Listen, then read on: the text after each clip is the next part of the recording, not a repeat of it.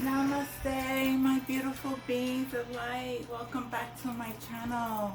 My name is Jeanette, and I am a high vibrational being. I am connected to the Most High. I am a psychic. I am intuitive. I am everything. Everything. I am connected to everything. I am also an ancient BCE, before everything was created. I believe that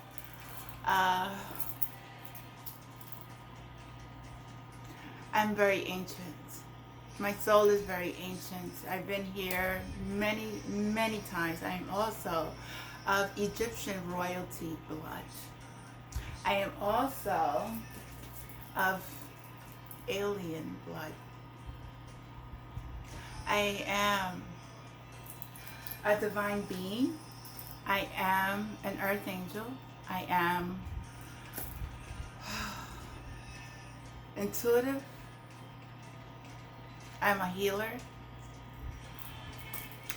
For those who are new, there's so much to me that I am even amazed at the gifts and the life that I've lived. I am very thankful and very grateful to my Father for coming back to this planet at this time to help the collective raise their consciousness, to work with their hearts, to find love, to find peace, to find joy in everything that you do, with every person that you are with. May there not be any envy, no jealousy, no anger, no unhealthy relationships within your life. But you have to be the one to choose to make those changes within yourself first, so that way those changes could expand into your own reality. You create this yourself. Nobody else does. No priest, no nun, no hoodoo, no voodoo, no nothing. No spell casting could ever bring the love that you have for your Father inside of your heart out. The only way you shine is if you get rid of all those negative entities that are attached to your light. I am so thankful. I call in my Father. I call in my galactic family. I call in my fairies, my archangels, my spirit guides, my deities, my ascended masters, my dragons, my spirit animals. Oh,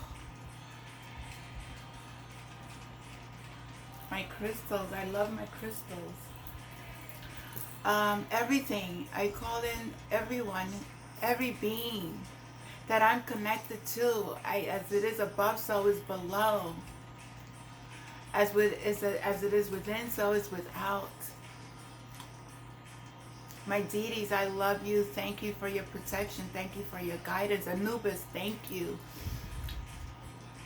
My avenging angels, thank you. My ancestors, my Egyptian ancestors of all cultures, all of my ancestors of all cultures, I love you. There's so many. I love you all. And I thank you all for the wisdom, for the knowledge, for the support, for the protection, for my life. Father, thank you for waking me up today. I'm so thankful. Thank you, thank you, thank you always. We always have to be thankful. We always have to wake up and say thank you for another day, Father. He created us in His own image. We are His children, and we have strayed away from Him, and He wants us to come back to Him. Not no other man, not no Nobody who is trying to sell you with false lies, false belief systems. Whew. I thank you. I want them all to come into my being at this moment and help me channel this message that I need to channel to the collective. Know that you are never alone. For those who are doing their work, you are protected. Just know that. For those who are going through this gang stalking, for those who are going through many obstacles in your life, and you're choosing the path, of your heart, God's path. If you're choosing God's path, God is guiding you, God is protecting you. Call upon your angels, call upon your guides, my family. I love you all. Thank you. They're all also my spirit guides, my mom, my dad, my uncle, my nephew, my mom, my sister, my brother, my twin brother. I love you all. I was reading, I have books, and I have so many books, and I read all the time. And I picked up an Egyptian book, and I just have to come to it, and only take what resonates with you and just leave the rest behind. And I just want to say, for those who are new, thank you. Please don't forget to share, like, and subscribe to my channel. Know that there have been doppelgangers out there posing as me, using my channel on other platforms, using my pictures, saying things that are not true.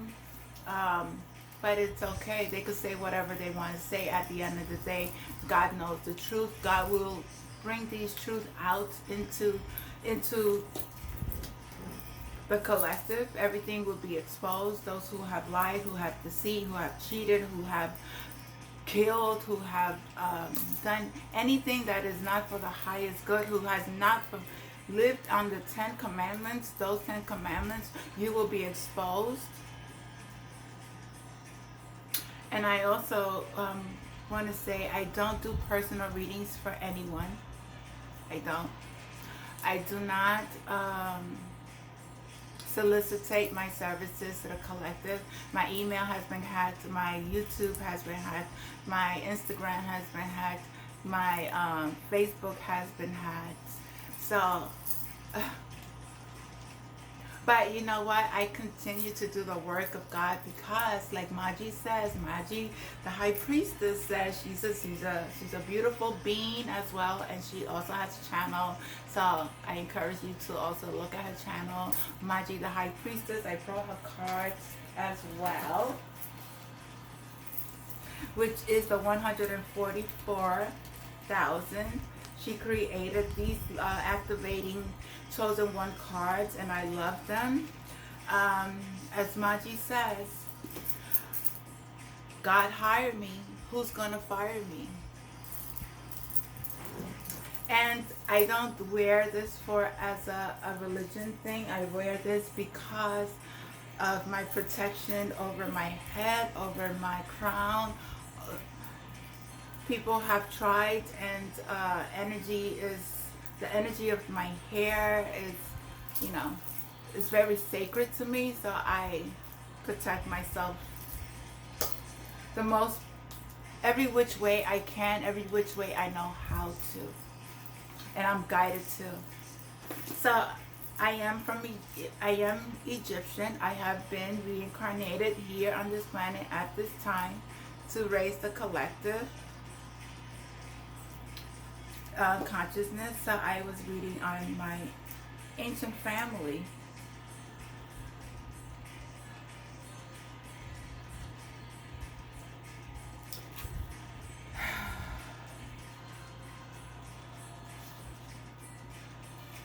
I'm going to read the time of the gods for explaining where we came from. Understanding ancient Egyptian thought on creation, or indeed reconstructing Egyptian myth overall, is like trying to piece together a jigsaw puzzle when the majority of the pieces are missing and someone has thrown away the box. In the past, faced with scattered, diverse, and apparently contradictory remnants of creation myths from different parts of the country, Egyptologists divided these mythic snippets according to the cult center that they assume have produced standard. The source material scholarship on these would refer to the Mephite theology from the city of Memphis, or the Heliopolitan theology from Heliopolis.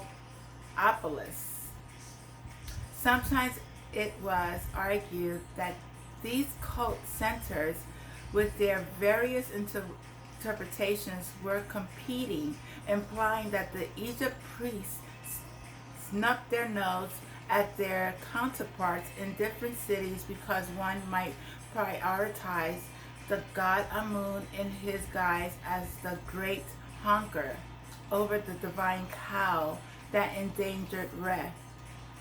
Perhaps they did, but whatever the case may be, these various creations accounts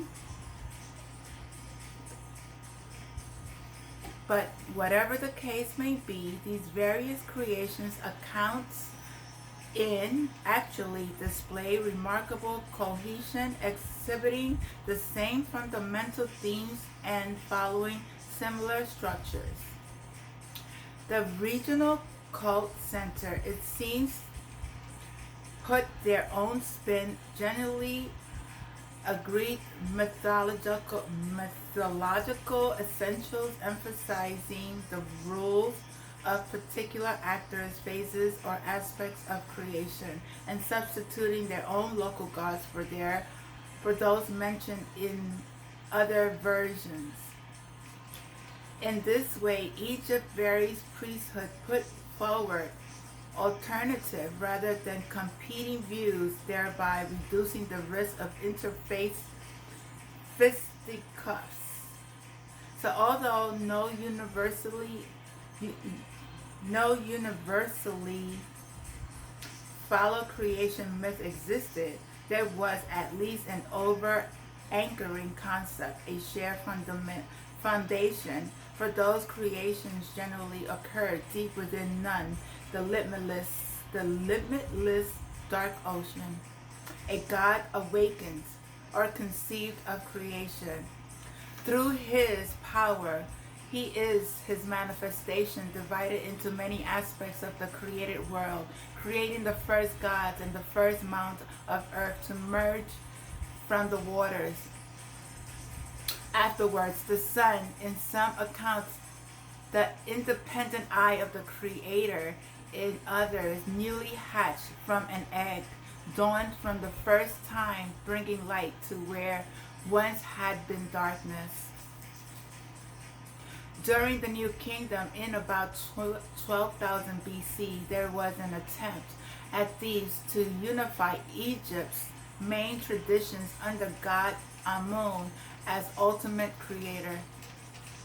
This period is therefore a perfect standpoint from which to describe creation in a more detailed, as its text provides the best insight into Egyptian conception of where the world came from, while also incorporating the preferred traditions of the country's most important cult centers, predominantly those of Hermopolis, which focus on the 8 gods, O God, of the pre-creation universe. The god of Ptah,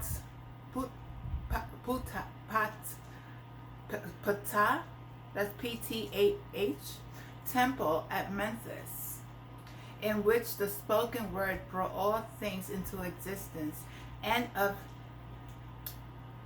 Heliopolis, in which God Re Amun evolved from a single egg or seed into the physical world.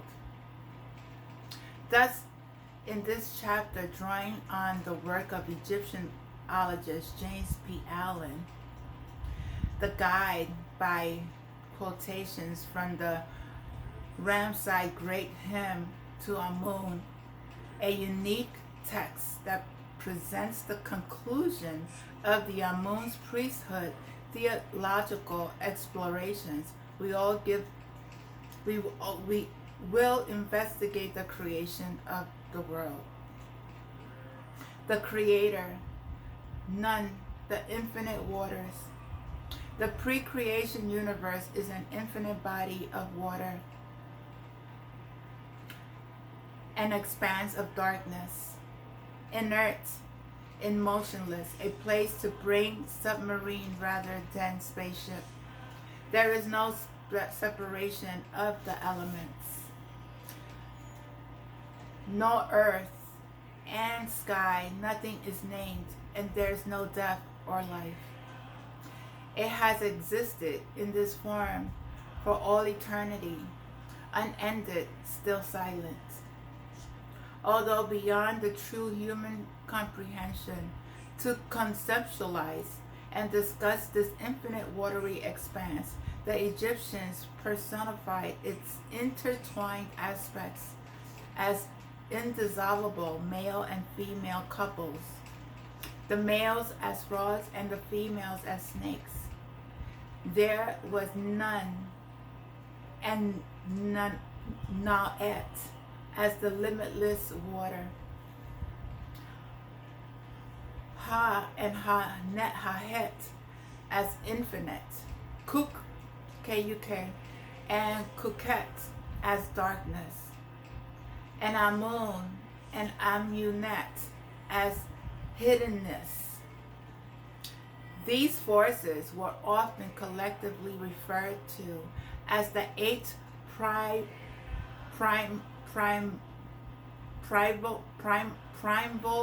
gods of Hermopolis, or the Autogon, from the Greek of 4-8, to the theologians of Hermopolis, who emphasizes these forces of creation in their midst. The eight gods created the first mound of earth or island together, and then formed an egg from which the sun hatched. Depending on the myth at hand, sometimes the sun is said to hatch from an egg laid by a goose called the Great Honker, or by the god Thoth, in the form of an abyss. In other variations, the eight gods create a lotus, a nun, from which the sun is born, for taking the form of scrabby beetle, Khepri, that's Khepri, and then as a child god, Nefertum, whose eyes, when opened, gave light to the world. On the eight aspects of pre-created universe, none as the limitless waters was of particular importance. Though sometimes depicted like his male companion as a frog, he could also be shown as a human with tripartite wig, or as a fecundity figure representing bounty, fruitlessness, and fertility. For as we shall see, through none was inert and motionless, dark and infinite, he was also generative, a place of birth and possibility.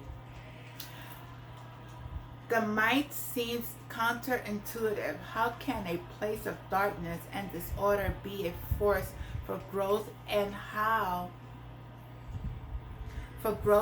life? As an optimistic civilization, the Egyptians saw in Nun potential for being and regeneration. Light comes from darkness. Land emerges from floodwaters. With renewed fertility, flowers grow from dry, lifeless seeds, and the potential for order existed within disorder. It is from within Nun that all things begin. Amun, who was made himself into millions. The eighth were Amun's first form. Another of his Amun's forms is Adagat, the great hymn of Amun. Amun, listed above as just one of the eight primeval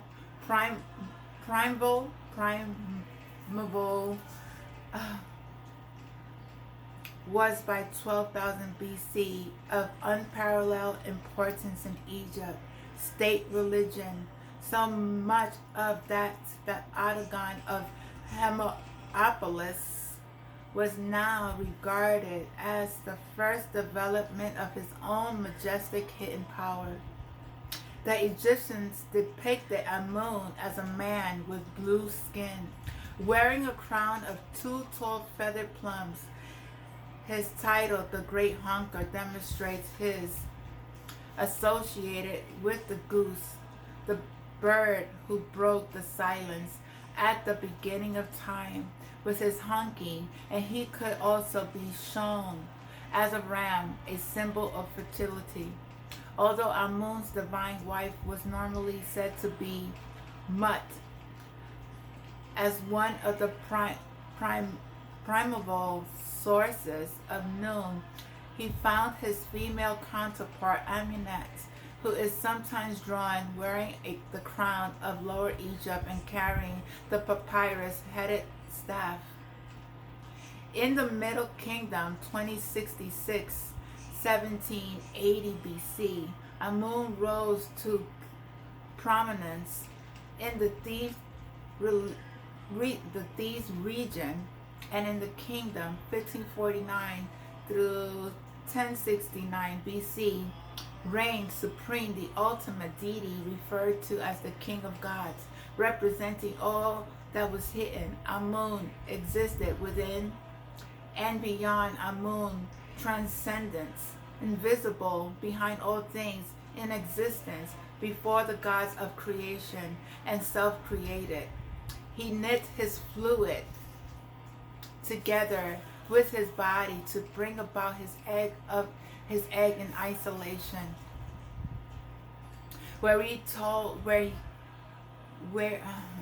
in isolation we are told, and was creation of his own perfection. Even the gods did not know his true character. He Amun is hidden from the gods, and his aspects is unknown. He is farther than the sky. He is farther than the sky. He is deeper than the Duat, the afterlife realm. No God knows his true appearance. No professional image of his unfolds through inscriptions. No one testifies to him accurately. The great hymn to Amun. Amun's inaccessibility is probably a good thing, as we are also informed that anyone who expressed his secret identity unknowingly and knowingly would instantly drop down dead. Simultaneously, within and beyond Nun, Amun, the ultimate hidden deity, decided to create the world. He began speaking in the midst of silence. He began crying out while the world was in stillness. his yell in circulations while he had no second that he might give birth to what is caused them to live. The great hymn to Amun, Amun, Mat, and Kasu, the Theban triad. According to the Theban theology, Amun's wife was the goddess Mut. She is depicted predominantly in human form, but also as a lioness. Mut was a divine female pharaoh and served as the mother goddess constantly, as she can be shown wearing a double crown of Upper Egypt and Lower Egypt, and a vulture headdress associated with goddesses and queens. Amun and Mut's trinity was completed with their son Kasu, depicted as a child with full of crescent moon together upon his head. Ptah, the created mind. You took your necks from Aspata Tatan.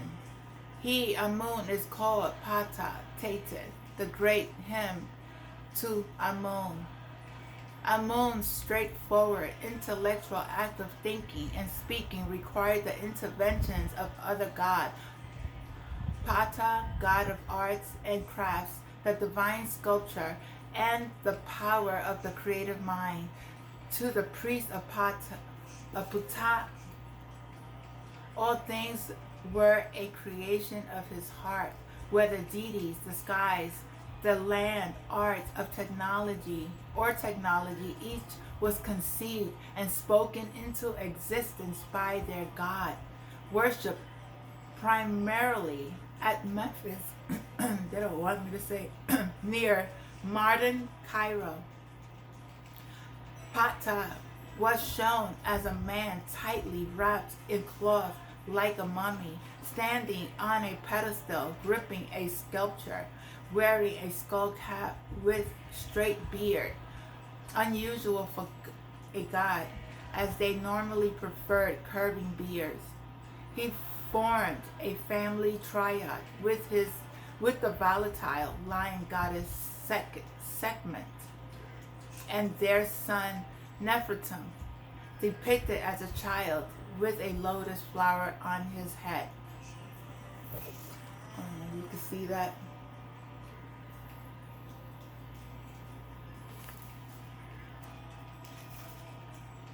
Sekhmet, the goddess Sekhmet, meaning powerful, and depicted as lion-headed woman with long wig and solar disk upon her head. Rarely she was shown fully as a lioness. She was wife of the god Ptah, I don't know how to say that, and mother of Nefertum. Sekhmet could be either a dangerous or protective force. She was associated with plagues brought by messengers of Sekhmet, warfare and aggression, but also prayed to for protection from disease. If a person became sick, he could summon priests of Sekhmet and ask them to use their knowledge of magic to cure his illness. Sekhmet also served as a protector of the king, breathing fire as his enemies and accompanying him during warfare. In her manifestation as the bloodthirsty Eye of Ra, Sekhmet attempted to destroy mankind but tricked into halting her rampage. Her main cult center was at Memphis. From the Ramesside period, when the god hymn to Amun was composed, the god Taten, the risen land, was regarded as a manifestation of Ptah. Constantly, the two were united as Ptah Taten, and a combination of divine sculptures and the first land to rise from the waters of Nun. As the power of the creative mind, Ptah represented the transformative force that turns a creative thought into action and material reality. From the flash of inspiration that a craftsman might suddenly experience in his mind while strolling down the street, to the act of physically carving his statue, manipulating the stone into image he had perceived in his mind's eye. This is reflected in a text known as the Methite theology, which is normally interpreted as stating that creation occurred through the heart and tongue of Ptah, this God conceiving of the elements of creation in his heart and announcing them into existence with his divine words as he pronounced their names. Whatever he thought became real. It was creation ex nihilo. However, James P. Allen was recently argued that the heart and tongue in question, in fact, belonged to the ultimate creator, Amun, with Ptah simply supplying the transformative force. So the priest of Amun might have admitted, although Amun spoke the midst of silence, his hidden God provided the vision of creation. It was Ptah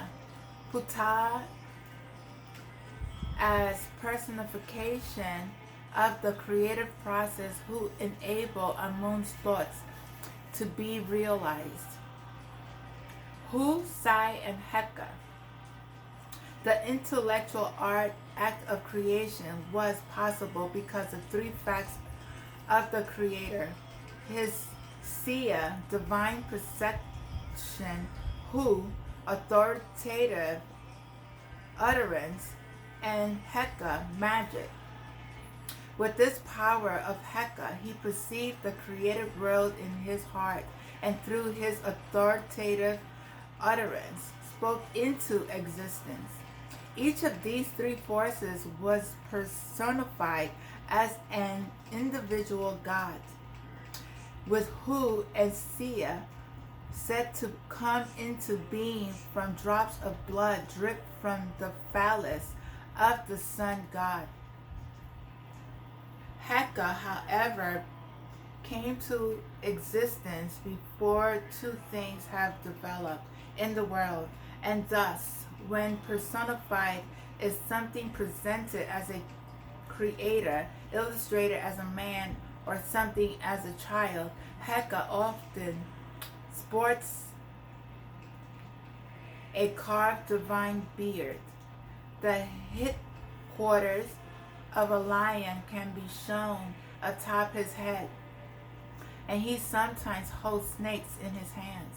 He is one of the select deities that protect the sun god as he travels in his solar barquette, but similarly protects the god Osiris in the afterlife realm of the Duat.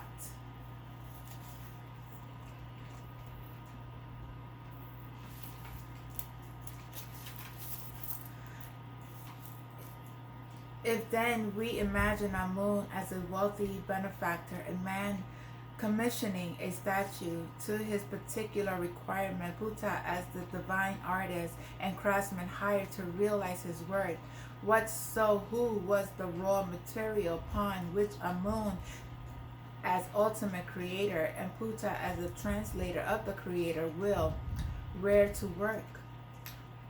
Who or what were they to effect with their actions? Every artisan requires a substance to mold, to enable him to extract his vision from his mind and make the abstract concrete from all to see. In Egyptian creation mythology, this raw material was God Amun, or Re Atum, sculpted into created world we all exist within. Atum and physical evolution. He, Amun, completed himself as Atum, being one body was him, the great him, to Amun. These intellectual acts, the division of Amun and the creative force of Ptah, set the physical evolution of the world in motion, acting upon and stirring in consciousness an egg or seed floating in the limitless and dark expanse of noon. In the heliop, oh my God, why can't I say this word? Heliopolitan tradition. This seed was God Atum, also referred as Re Atum.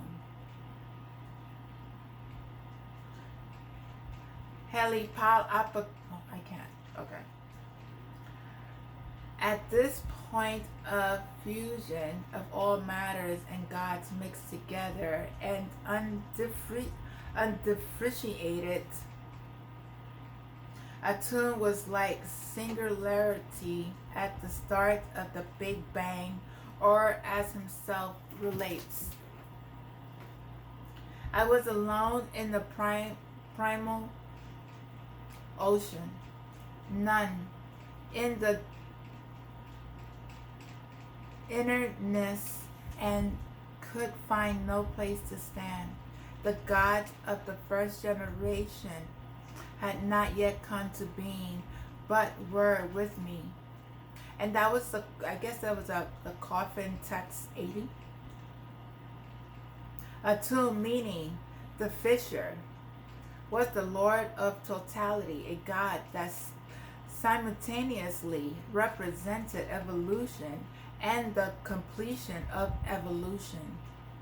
Typically depicted in human form, wearing the double crown of Upper Egypt and Lower Egypt. Atum also take the form of a mongoose, scarab, beetle, lizard, snake, a bow, and arrow, wielding baboon, or the Bennu bird. He also sometimes depicted as the first land to emerge from the water during creation. As the evening form of the sun god, he was shown with a ram's head. Within noon, Atum, still only a seed, began a conversation with the limitless expanse of noon. I am floating, being entirely numb, totally inert. It is my son, life. Here, the god Shu, who will constitute my consciousness, who will make my heart live. That came from Coffin 82.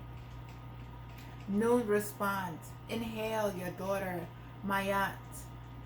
Here, form of the goddess Tefnut, and rise her to your nostril, so that your consciousness may live.